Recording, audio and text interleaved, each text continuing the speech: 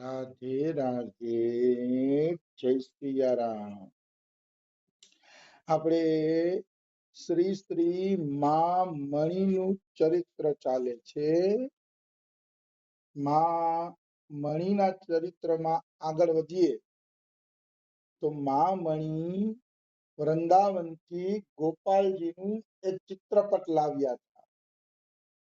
હવે નિયમ એવો છે કે જે વસ્તુની તમે સેવા કરો ને એ વસ્તુ જાગ્રત થઈ જાય. ભલે ધીરે ધીરે જાગ્રત થાય પણ જાગ્રત જરૂર થાય.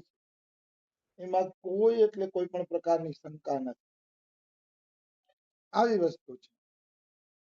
સેવાનો પ્રભાવ એવો છે કે સેવક પોતાના ઠાકોરજીને જાગ્રત કરી દે છે, હાલતો ચાલતો કરી દે છે, બોલતો કરી દે છે. સેવાનો એવો પ્રતાપ છે. નિશ્ચિત એમાં કોઈ એટલે કોઈ પણ પ્રકારની શંકા નથી.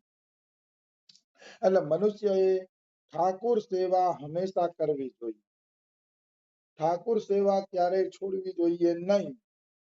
કારણ કે ઠાકોર સેવા જ એ સાધન છે કે જેના દ્વારા ભગવાન ધીરે ધીરે જાગ્રત થાય છે અને આપણું પણ ચિત્ત એમાં લાગેલું રહે છે. કારણ કે મનને લગાડવું એ જ તો મુખ્ય છે.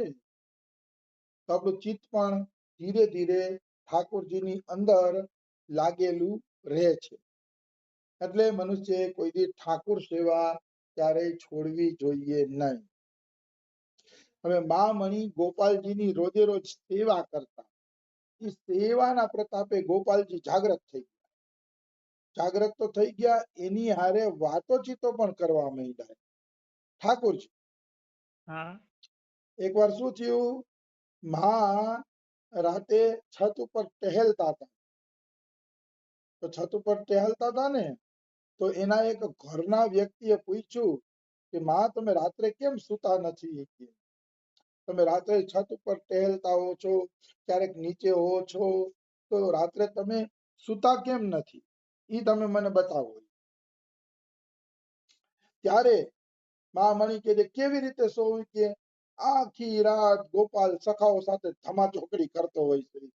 આખી રાત બીજી કોઈ વાત જ નહીં. ધમાચોકડી આખી રાત ગોપાલ કરતો હોય છે, રમતો હોય છે.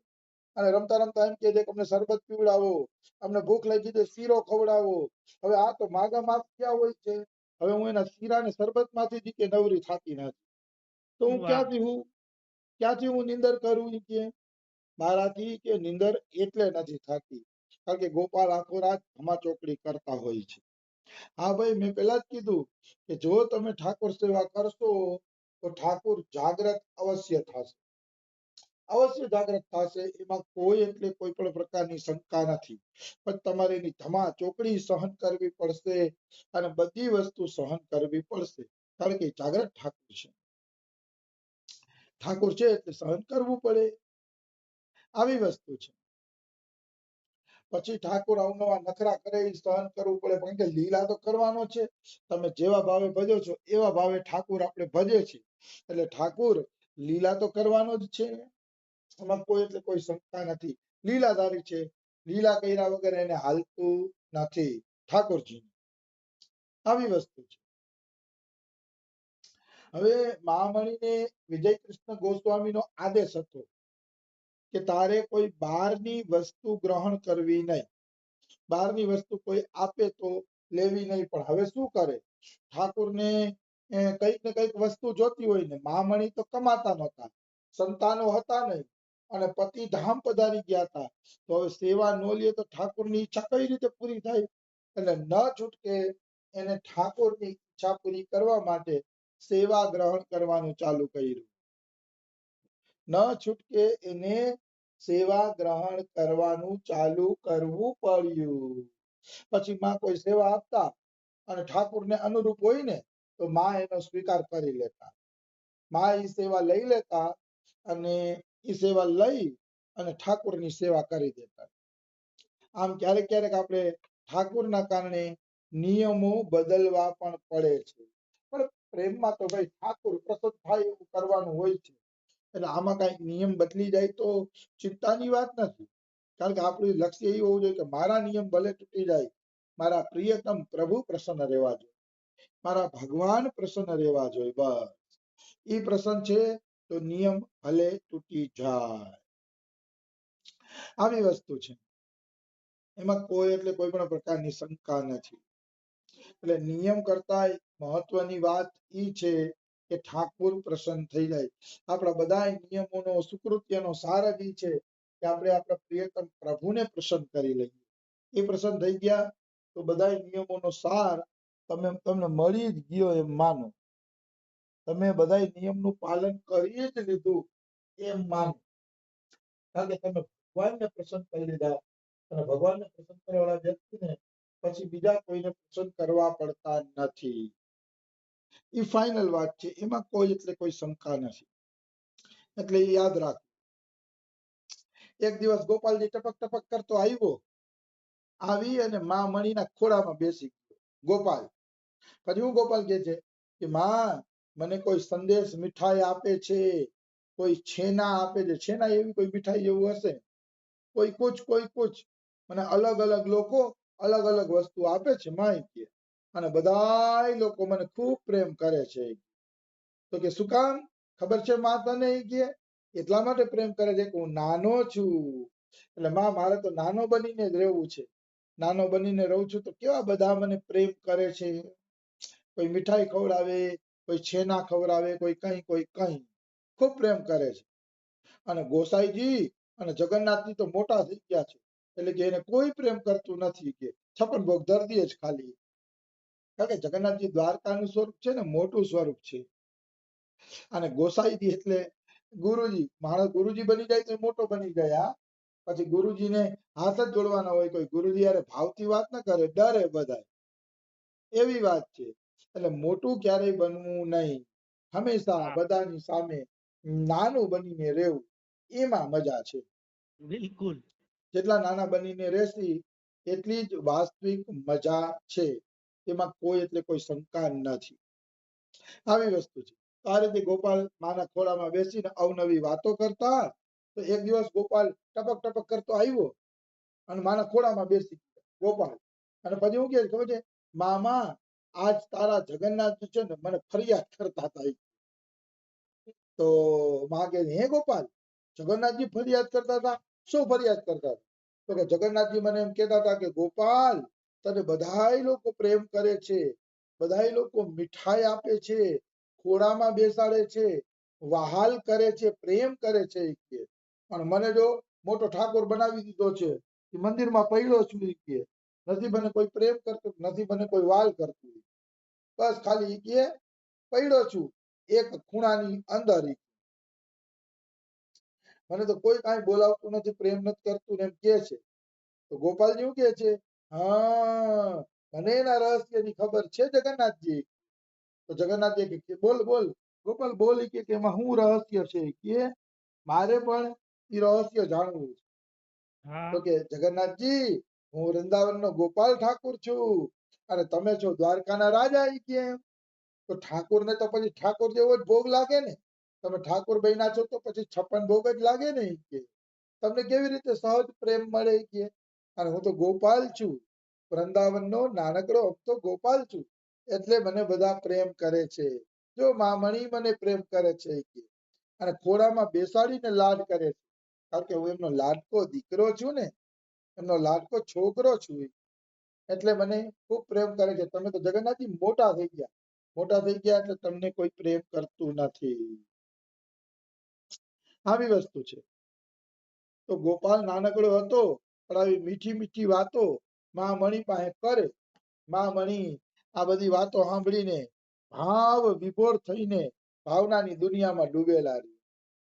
જેની યારે સાક્ષાત પૂર્ણ પુરુષોત્તમ પરમેશ્વર વાતો કરતો હોય એની ભાવનાઓની શું વાત કરવી. એની ભાવનાઓને ધન્ય છે, એના જીવનને ધન્ય છે કે જેની હારે ઠાકુરજી આ રીતે વાત કરે છે. અવશ્ય એ વ્યક્તિ સૌભાગ્યશાળી પણ છે અને ધન્ય પણ છે, એમ કેવું હોય તો કહી શકાય. એમાં કોઈ એટલે કોઈ શંકા નથી. આવી વસ્તુ છે.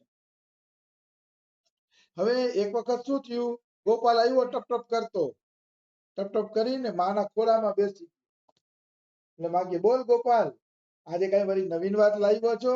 આ તો બહુ પ્રેમથી ખોળા ઉપર બેસી ગયો છો. કે બોલ બોલ, કઈક નવીન હશે તો જ તું આટલા લાડથી મારી પાસે આવ્યો હોય. આ ઘટના ચૈતર મહિનાની 8મ સન 1964 ની છે. સન 1964 ની આ ઘટના છે. ગોપાલ એમ કહે છે કે મામા, ઓલા ધીરેનભાઈ છે ને, ધીરેનભાઈ? તો કે હા. માં કે ધીરેનભાઈ તો છે, તો એનું શું? કે તો કે માં ખબર તને, ધીરેનભાઈ એકવાર તને તને તને પ્રશ્ન કરતા હતા. કે યાદ છે? તો કે હા, એકવાર મને પ્રશ્ન કરતા હતા ધીરેનભાઈ કે મનને વશમાં કઈ રીતે કરવું. તો ગોપાલ કહે છે, તો માં તે શું જવાબ આપ્યો? તો કે હું તો અભણ છું ગોપાલ, કે મને હું જવાબ દેતા આવડે? મને ભણતા આવડતું નથી, કે હું તો બંગાળી પૂરું ચડતી નથી. બંગાળી વાંચવું હોય તો મારે તો ડખા થાય છે. કે હું શું જવાબ આપું? તો કે માં, હવે હવે હવે ધીરેનભાઈ આવે ને તો તું એને જવાબ દેજે. તો કે શું? તો કે હું તને જો કહું કે મન કેવી રીતે વશમાં થાય. મન વશમાં થાય છે નામ સાથે પ્રેમ કરવાથી.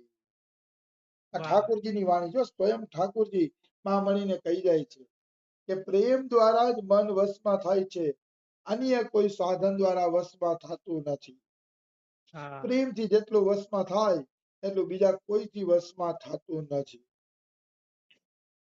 એટલે નામથી પ્રેમ કરો તમે તો, નામથી પ્રેમ એટલે નામ પ્રાણથી પ્યારું લાગવું જોઈએ. હા, હું મારા પરમ પ્રભુનું નામ લઉં છું, અને એ નામ લેતા વેત અનંત કોટી બ્રહ્માંડના ભગવાન પણ મારા વશમાં થઈ જાય છે, એવો ભાવ રાખીને નામ જપવું જોઈએ. તો નામ દ્વારા આ વશમાં થશે, નહીતર વશમાં થશે નહીં. એટલે નામને ખૂબ પ્રેમ પૂર્વક, ભાવપૂર્વક જપવું જોઈએ. ત્યારે ભગવાન છે એ વશમાં થાય છે, અને ત્યારે મન વશમાં થાય છે અને ભગવાનમાં લાગે છે. તો કે માં, પ્રેમ વગર કોઈની છે ને મન વશમાં થતું જ નથી. નામ સાથે પ્રેમ કરો. તો કે નામ સાથે પ્રેમ કેવી રીતે થશે? ચાલો, નામ સાથે પ્રેમ કરવો છે, પણ કેવી રીતે થશે? તો કે નામ હારે પ્રેમ ત્યારે થશે જ્યારે તમે નામની મહિમા સાંભળશો. નિયમિત નામ કરતા પેલા એકાદું પાનું નામ મહિમાનું વાંચી લેવું. એટલે એકાદું મહિનું નામ મહિમાનું વાંચશો ને તો ધીરે ધીરે ધીરે ધીરે નામ વશમાં, નામમાં પ્રેમ થઈ જશે ને મન વશમાં થઈ જશે. એમાં કોઈ એટલે કોઈ શંકા નથી. नाम को अपना जान उससे एक हो जाए, नाम करते करते देह मन सब नाममय हो जाए, तब नाम नामी एक हो हृदय में लीला करते हैं. मतलब એવું નામ કરો કે નામ અને નામી એક થઈ જાય. મતલબ નામ લેવા વાળો અને ભગવાન બે એક થઈ જાય. પછી ખબર જ ન પડે કે નામ કોણ જપે છે. બસ જપાય છે, કોણ જપે છે, કોના માટે જપે છે, કઈ નહીં. આપણે ને ભગવાનને એક થઈ જવાનું નામ જપ કરતા કરતા. તો કે બહુ આનંદ આવશે નામની અંદર, બહુ રસ આવશે, રુચિ આવશે. આવી વાત છે. તો કહેવાનો ભાવ શું છે? કહેવાનો ભાવ એ છે કે નામમાં પ્રેમ થવાથી મન વશમાં થાય છે, ભગવાનમાં પ્રેમ થવાથી વશમાં થાય છે. એકવાર પોદારજીને આવો પ્રશ્ન પૂછ્યો હતો કે મન ભગવાનમાં કઈ રીતે લાગે, વશમાં કઈ રીતે થાય ને ભગવાનમાં કઈ રીતે લાગે? તો પોદારજીએ કીધું હતું કે મનનો એક સ્વભાવ છે, જ્યાં એને પ્રેમ દેખાશે ને ત્યાં એ ભાગી જશે, જ્યાં એને આનંદ મળશે ને ત્યાં મન ભાગી જશે. તો કે ભગવાનને પ્રિયતમ બનાવી લ્યો, ભગવાનમાં જ સાચો આનંદ છે એ સત્સંગ દ્વારા જાણી લ્યો. પછી મનને વશમાં નહીં કરવું પડે, લગાડવું નહીં પડે, સ્વતઃ મન ઈ બાજુ લાગી જશે. સ્વતઃ તમારે કોઈ પણ પ્રકારનો પ્રયાસ કરવો પડશે નહીં.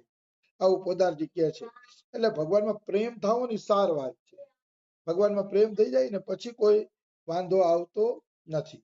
પછી મન સ્વતઃ ધીરે ધીરે ધીરે ધીરે પ્રભુમાં લાગી જાય છે. એમાં કોઈ એટલે કોઈ શંકા નથી.